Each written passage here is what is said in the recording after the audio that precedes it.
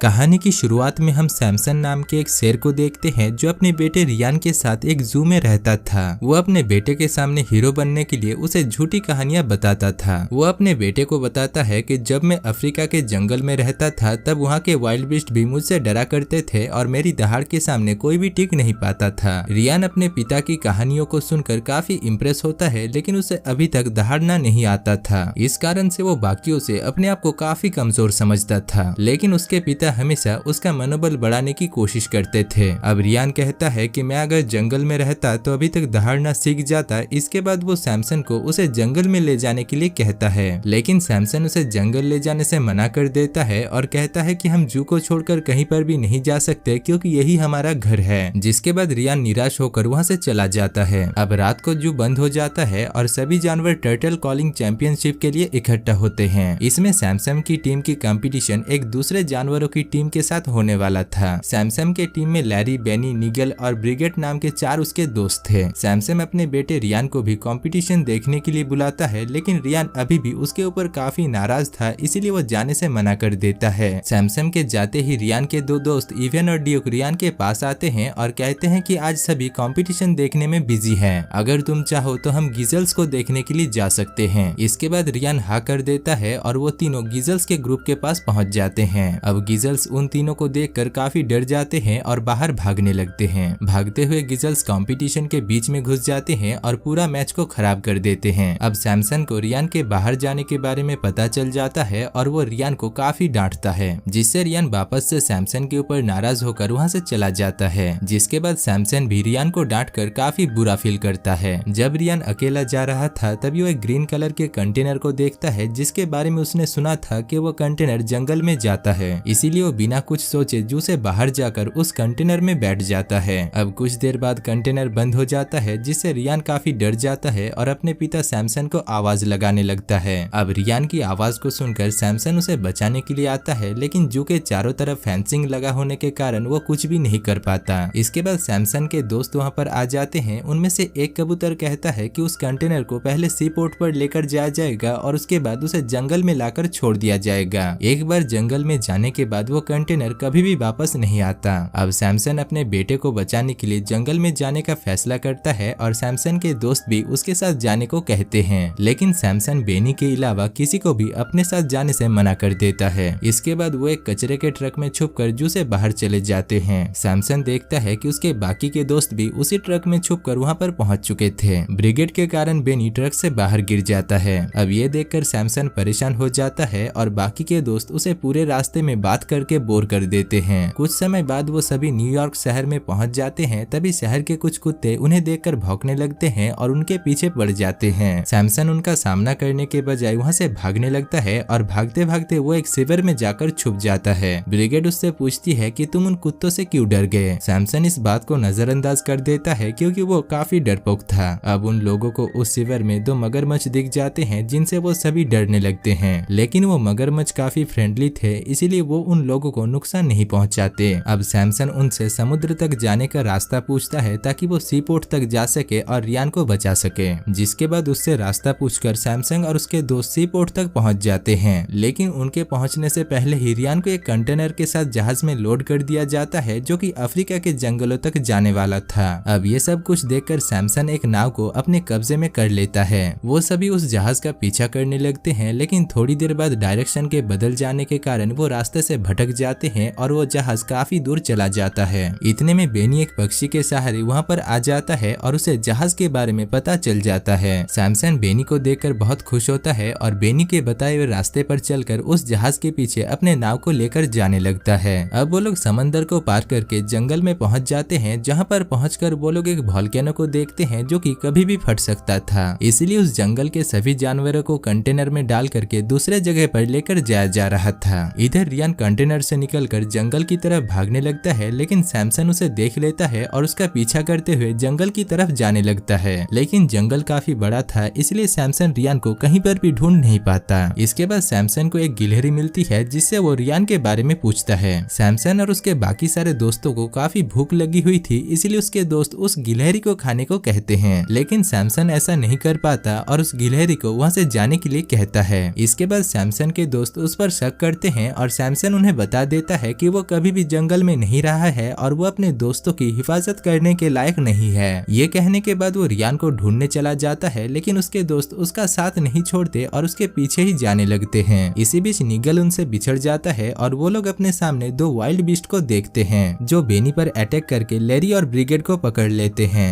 दूसरी तरफ जब निगल की आंख खुलती है तब वो देखता है कि वाइल्ड बीस्ट उसे लेकर वोल्केनो केव के अंदर लेकर जा रहे थे, क्योंकि वो लोग उसी केव में रहते थे। अब अंदर जाने पर निगल वाइल्ड बीस्ट के एक बड़े ग्रुप को देखता है जिसका एक काजार नाम का लीडर भी होता है। वहीं दूसरी तरफ सैमसन अपने बेटे रियान को ढूंढ रहा होता है। तभी उसे जंगल में अजीब से संकेत दिखने लगते हैं जो उसे रियान तक पहुंचने का रास्ता बता रहे होते हैं। उधर रियान भी अकेला होने के कारण बहुत डरा हुआ था। इतने में जंगल के दो पक्षी रियान को देख लेते हैं और काजार को इसके बारे में बताने के लिए वोल्केनो केव में जाते हैं, क्योंकि वो लोग काजार के लिए ही काम करते थे। अब हम केव में देखते हैं कि वाइल्ड बीस्ट निगल को कोई भी नुकसान नहीं पहुंचाते, क्योंकि एक दिन कुछ शिकारी शेर वाइल्ड बीस्ट के शिकार करने के लिए जब आए थे तब प्लेन से एक वाला टॉय उनके सामने आकर गिरा था, जिसके कारण वो शेर उन वाइल्ड बीस्ट को छोड़कर वहाँ से भाग गए थे और इसके बाद से ही वो वाइल्ड बीस्ट कोआला को अपना गुरु मानते थे। अब वो वाइल्ड बीस्ट निगल को वही कोआला समझ लेते हैं और उसकी रिस्पेक्ट करने लगते हैं। ये सब कुछ देखकर निगल को भी काफी अजीब लगता है। अब वो दोनों पक्षी केव में आ जाते हैं और रियान के बारे में बता देते हैं। इसके बाद काजार अपने वाइल्ड बीस्ट ग्रुप और उनके दोनों पक्षियों से रियान को पकड़ लाने के लिए कहता है। अब वो पक्षी रियान के ऊपर हमला करते हैं, तभी रियान अपने बचाव में चीखना शुरू कर देता है और वो देखता है कि वो अभी दहाड़ना सीख चुका है। रियान की दहाड़ सुनकर सैमसन वहाँ पर आ जाता है और वो पक्षी सैमसन को देखकर वहाँ से भाग जाते हैं, लेकिन इतने में ही वहाँ पर वो वाइल्ड बीस्ट उन्हें पकड़ने के लिए आ जाते हैं, जिस वजह से सैमसन रियान को लेकर वहाँ से भागने लगता है और फिर वो दोनों एक पेड़ पर जाकर चढ़ जाते हैं। अब रियान सैमसन से पूछता है कि आपने जैसे कहानियों में वाइल्ड बीस्ट का सामना किया था, आज वैसे सामना क्यों नहीं करते। जिसके बाद सैमसन को रियान को अपनी सच्चाई बताना पड़ता है। वो कहता है कि मैं तुम्हारी तरह ही एक सर्कस में पैदा हुआ था और बचपन में मुझे दहाड़ना भी नहीं आता था, लेकिन सैमसन के पिता बहुत स्ट्रिक्ट थे और उन्हें सैमसन पसंद नहीं था, इसीलिए उन्होंने सैमसन को जू में भिजवा दिया था। सैमसन ने अपनी बेइज्जती होने से बचने के लिए जू के सभी जानवर और अपने बेटे को झूठ कहानियां सुनाई कि वो अफ्रीका के जंगल से आया है। इसके बाद वो वाइल्ड बीस्ट उस पेड़ पर हमला कर देते हैं, जिसके कारण रियान नीचे गिर जाता है और सैमसन पेड़ के साथ दूसरी खाई में गिर जाता है और वो बेहोश हो जाता है। वहीं दूसरी तरफ वाइल्ड बीस्ट के अटैक से बेहोश हो चुका बेनी अब होश में आ चुका था। इसके बाद वो अपने सामने सैमसन को बेहोश पड़ा हुआ देखता है, जिससे वो काफी दुखी हो जाता है। अब सैमसन को थोड़ी देर में होश आ जाता है और वो बेनी को रियान को वाइल्ड बीस्ट के द्वारा पकड़े जाने की बात बताता है। सैमसन अपनी हिम्मत हार चुका था, लेकिन बेनी उसे अपने दोस्तों के साथ जाकर रियान को बचाने के लिए कहता है और सैमसन को उसकी ताकत का एहसास दिलाता है। बेनी की ये बात सुनकर सैमसन काफी मोटिवेट हो जाता है, लेकिन उन्हें वाइल्ड बीस्ट के ठिकाने के बारे में कुछ भी पता नहीं था। तभी सैमसन को वही पुराने संकेत नजर आने लगते हैं, जिसके सहारे वो वाइल्ड बीस्ट के केव तक पहुंच जाता है। अब सैमसन को पता चलता है कि जो संकेत उसे दिखाई दे रहे थे वो असल में कैमिलियन का एक ग्रुप था, जो किसी भी कलर में ब्लेंड होकर उसे कलरफुल या फिर गायब कर सकते थे। ये देखने के बाद सैमसन को एक आइडिया आता है और वो केव के अंदर जाने के लिए उन कैमिलियन का सहारा लेता है। दूसरी तरफ केव में पकड़ कर लाने के बाद रियान अपने दोस्त लैरी और ब्रिगेड से मिलता है, जिसके बाद वो वाइल्ड बीस्ट उन तीनों को निगल के सामने लेकर जाते हैं। इनको देखने के बाद भी निगल वाइल्ड बीस्ट को अपनी सच्चाई नहीं बताता और वो उनका गुरु होने का नाटक करता है, क्योंकि अगर वाइल्ड बीस्ट को उसके बारे में पता चल जाता है तो वो निगल को भी जान से मार डालेंगे। अब निगल अचानक हवा में उड़ने लगता है, जिसको देखकर वाइल्ड बीस्ट को लगता है कि उनके गुरु के पास सच में कुछ पावर्स है। जिसके बाद बेनी उन तीनों को ले जाने के लिए आता है, लेकिन इतने में ही वाइल्ड बीस्ट को पता चल जाता है कि वो सैमसन है जिसने कैमिलियन की मदद से गायब होकर निगल को उठाया हुआ है। अब रियान जब अपने पिता को जिंदा देखता है तो वो भी भागने के बजाय उनसे मिलने के लिए आ जाता है, जिसके बाद वो सभी वाइल्ड बीस्ट उन सभी के ऊपर हमला करने के लिए तैयार हो जाते हैं। लेकिन तभी सैमसन उनके लीडर काजा का डटकर सामना करता है, लेकिन काजा भारी पड़ने लगता है, जिसको देखकर सैमसन के दोस्त भी उसकी मदद करने लगते हैं और सैमसन काजा को हरा देता है। इसके बाद काजा अपने ग्रुप को सैमसन और उसके साथियों पर अटैक करने के लिए कहता है, लेकिन वो सभी वाइल्ड बीस्ट काजा को अपना लीडर मानने से मना कर देते हैं और सैमसन पर अटैक नहीं करते। इसके बाद काजार खुद ही सैमसन पर अटैक करने के लिए आता है, लेकिन तभी रियान की बात सुनकर सैमसन इतनी जोर से दहाड़ता है कि काजार वहीं पर ही डर जाता है। उधर तब तक उस वोल्केनो में भी ब्लास्ट होना शुरू हो गया था, जिस वजह से सैमसन अपने सभी दोस्त और बाकी सारे वाइल्ड बीस्ट को भी एक नाव में बैठाकर उस जंगल को छोड़कर न्यूयॉर्क की तरफ जाने लगता है और दोस्तों इसी के साथ ही इस मजेदार मूवी की कहानी खत्म हो जाती है।